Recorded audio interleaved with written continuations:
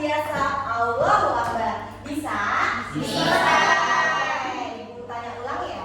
Apa kabar anak-anak? Alhamdulillah, luar biasa. Allahu Akbar. Alhamdulillah, semoga anak-anak selalu diberi kesehatan ya. Amin. Oke, sebelum kita masuk pelajaran, sebaiknya kita membaca doa terlebih dahulu ya. Membaca doa menurut agama dan kepercayaannya masing-masing. Dimulai. Berdoa selesai. Oke, kita sudah baca doa. Nah, coba deh ibu minta tolong kalian lihat kursi di sebelah kanan dan sebelah kirinya. Kira-kira ada nggak temennya yang tidak hadir? Hadir semua? Hadir. Alhamdulillah, berarti lengkap ya, semuanya ada 30 siswa. Berarti ibu tidak perlu absen ya kalau semuanya sudah hadir. Oke, anak-anak ada yang masih ingat gak sih di pertemuan sebelumnya tuh kita membahas tentang apa? Enggak. Saking banyaknya pelajaran ya, jadi lupa ya. Enggak apa-apa. Kita akan ngebahas ulang karena materi yang sebelumnya itu nyambung sama pelajaran yang hari ini kita akan bahas. Jadi di pertemuan sebelumnya itu kita sempat membahas tentang rantai makanan. Nah, anak-anak ada yang tahu nggak sih rantai makanan itu apa? Saya tahu. Apa tuh? Yang dari rumput, Iya. ke tikus, Betul. ke Ular. elang, terus jadi kuman. Betul banget. Tepuk tangan dong buat temennya.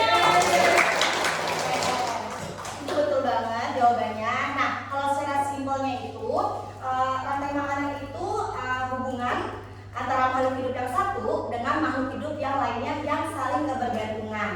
Nah, contohnya apa nih? Makhluk hidup yang satu dengan makhluk hidup yang lainnya tapi saling bergantungan. Ada yang tahu nggak contohnya? Monyet sama apa? Kebergantungannya. Bisa. Betul banget. Nah, ada juga nih salah satu contohnya itu kita manusia. Karena kita itu manusia yang hidupnya pasti membutuhkan makhluk hidup lainnya kan. Gak mungkin kita bisa hidup sendiri. Contohnya nih, baju yang kalian pakai sekarang. Coba kalau nggak ada bantuan orang lain, emang kan bisa pakai baju? Enggak. Ya kan? Sepatu yang kita pakai sekarang, kerudung, rambutnya Rizky rapi, itu berkat siapa? Tukang cukur, betul. Pasti butuh bantuan orang lain ya. Oke. Nah, anak-anak boleh diperhatikan gambar yang ada di sebelah sana. Ada yang tahu itu gambar apa? Tikus. Belalang. Betul. Nah, ini itu disebut dengan ekosistem. Ya, jadi di dalam rantai makanan itu terjadi proses yang namanya dimakan dan memakan. Ya. Nah, contohnya nih yang pertama di situ ada gambar apa? Yang pertama rumput. Rumput itu dimakan oleh konsumen primer atau konsumen pertama yaitu belalang. Sehabis itu belalang akan dimakan oleh konsumen sekunder yaitu katak atau kodok ya. Begitu seterusnya sampai di puncak tertinggi yaitu elang. Sampai elang itu mati lalu diurai oleh pengurai atau kayak jamur, kuman seperti itu ya. Tapi ini anak-anak ada lagi loh makhluk hidup yang lainnya yang saling makhluk hidup yang berbeda tapi sangat erat kaitannya. Ada yang tahu nggak? Makhluk hidup yang berbeda tetapi saling berkaitan. Itu disebut dengan simbiosis. Betul banget. Kan udah pada tahu nih soal simbiosis. Ada yang udah pernah belajar? Aku tahu.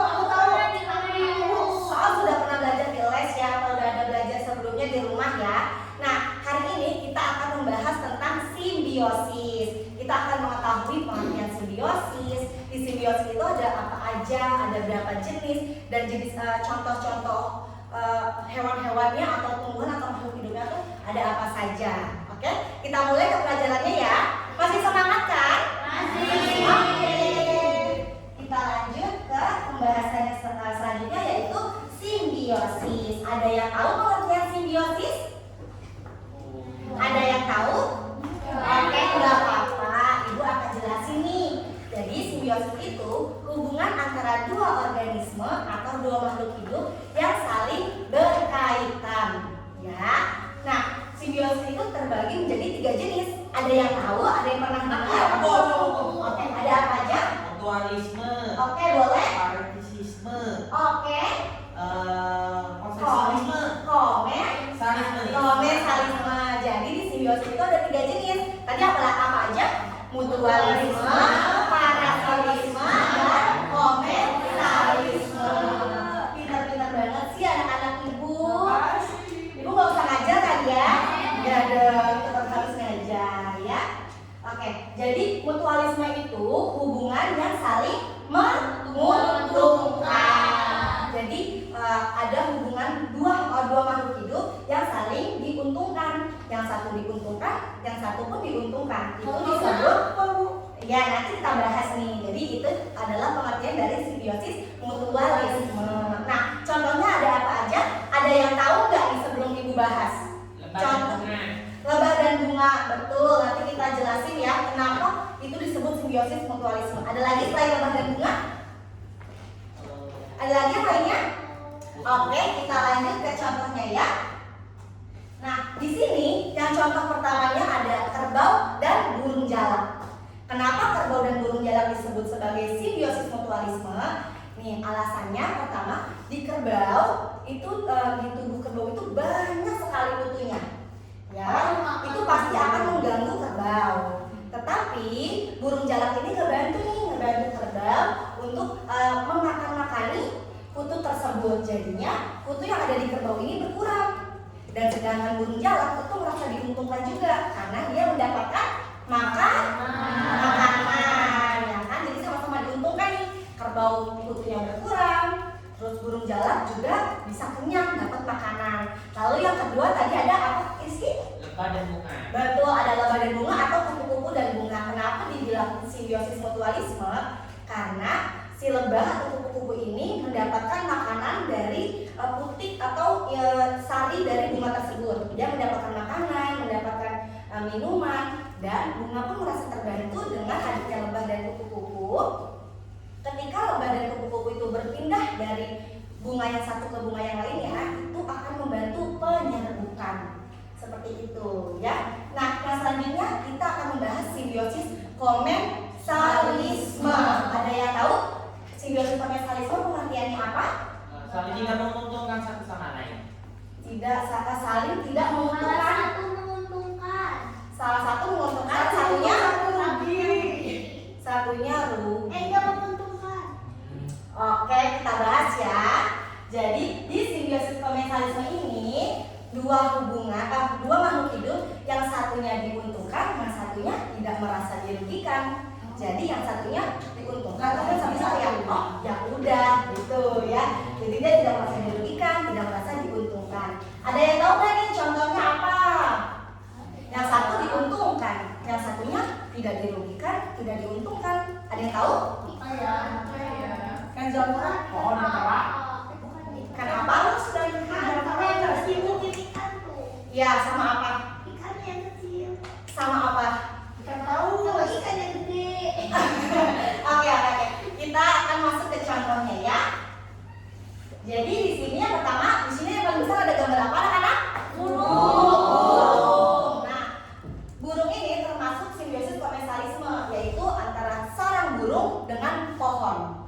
Ketika sarang burung di atas pohon, itu sama sekali tidak merugikan pohon. Pohon sama sekali tidak terganggu, pohon tidak jadi rusak dengan adanya sarang burung. Betul?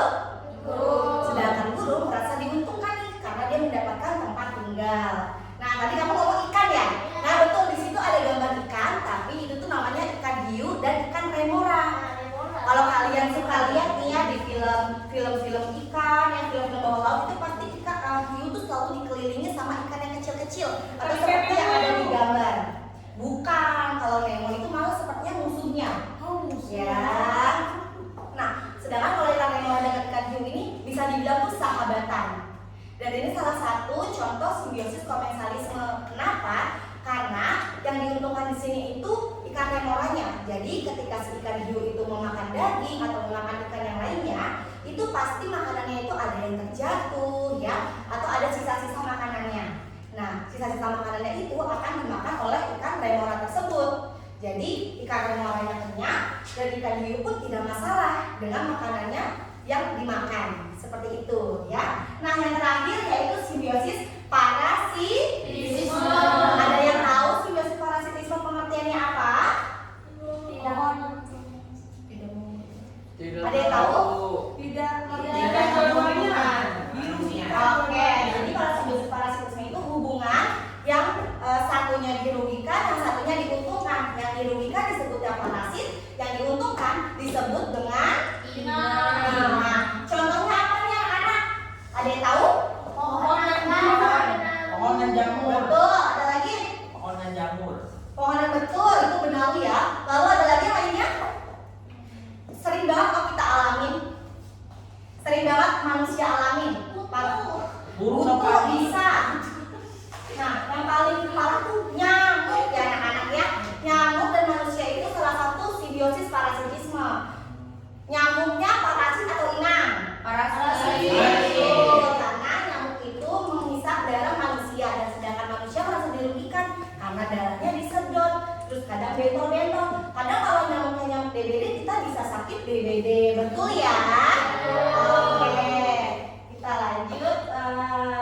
Nah, kita masuk ke sesi tanya jawab nih. Ada yang mau bertanya nggak nih sama ibu? Aku Bu. Boleh. Kok tadi ikan yang besar gak makan temannya yang ikutinnya? Karena dia itu emang bukan bukan ekosistem makanannya sayang. Jadi emang itu bukan makanannya ya. Ada lagi yang mau bertanya? Kalau tidak ibu deh yang bertanya. Yang bisa menjawab akan ibu kasih hadiah, mau? Oke, ibu kasih pertanyaannya ya. Jadi pada suatu hari seekor kerbau dia diajak berladang oleh pemiliknya. Dan suatu saat ada burung jalak yang menghampiri kerbau tersebut dan memakani kutu yang ada di tubuh kerbau. Peristiwa ini disebut sebagai simbiosis. Boleh? Yang di belakang? Simbiosis mutualisme. Betul nggak anak-anak mutualisme? Iya. Betul. Oke, betul ya. Tepuk tangan dong untuk temennya. Oke anak-anak. Jadi dalam pelajaran kita hari ini kita tadi ngebahas soal apa? Simbiosis. Ada apa aja di simbiosis? Ada simbiosis mutualisme, parasitisme, Ada lagi? komensalisme. Betul banget. Oke. Untuk tugas di pertemuan selanjutnya, ibu minta tolong buat kalian semua membuat di kertas karton kalian. Di sini ada 30 orang, jadi kita bikin 3 kelompok ya. Jadi satu kelompoknya 10 orang, kelompok 1 akan menjelaskan tentang simbiosis mutualisme, kelompok 2 tentang parasitisme, dan kelompok 3 tentang komensalisme. Itu dibuat di kertas karton, diberikan pengertiannya, lalu contoh-contohnya. Seperti itu. Paham ya anak-anak ya? Oke. Kita tutup pelajaran hari ini dengan